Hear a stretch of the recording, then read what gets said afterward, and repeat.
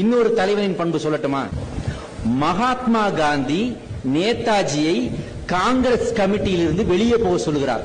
மகாத்மா காந்தி சுதந்திரத்தை அஹிம்சையின் மூலமாக, சத்தியாகிரகத்தின் மூலமாக, மிதவாதம் மூலமாக பெறணுங்கிற கொள்கை உடையவர். ஆனா நேதாஜி அடிக்கு அடி, உதைக்கு உத, ரத்தத்துக்கு ரத்தம், ஃபைட் பண்ணி வாங்கணும்டா சுதந்திரம் அப்படின்ற தீவிரவாதம் கூடையவர்.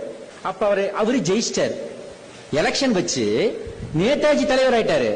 ஆனா மகாத்மா காந்தி கூப்பிட்டு, உன் ரூட்ல போனா இந்தியா ரத்த கலரி ஆயிடும், பதவியை ராஜினாமா பண்ணிட்டு வெளியே போயிடுங்கிறாரு. யார? நேதாஜி.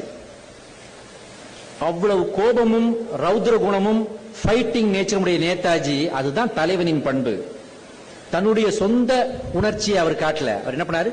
சைலண்டா அதுல இருந்து விலகி ஆல் இந்தியா ஃபார்வர்ட் பிளாக் என்ற அமைப்பை ஆரம்பிக்கிறார். அதன் பிறகு ஜப்பானுக்கு போய் இந்தியன் நேஷனல் ஆர்மி INA என்ற அமைப்பை ஆரம்பிக்கிறார்.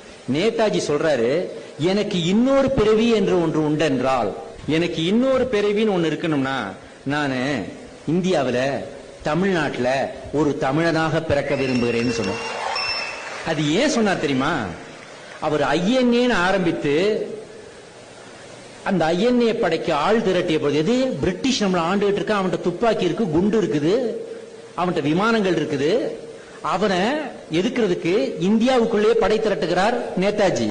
அப்ப அதுல போய் சேர்ந்தது யார் தெரியுமா? வீர குணம் கொண்ட தமிழர்கள் தான். தமிழர்கள் தான் அதிகமா போய் சேர்ந்தாங்க.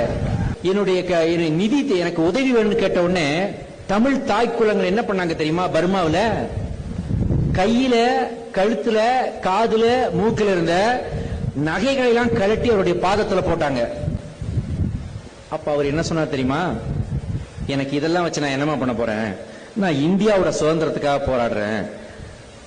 உங்கள் வீட்டில் ஒரு மகன் இருந்தால் அவனை எனக்கு தாருங்கள்னு சொன்னார்.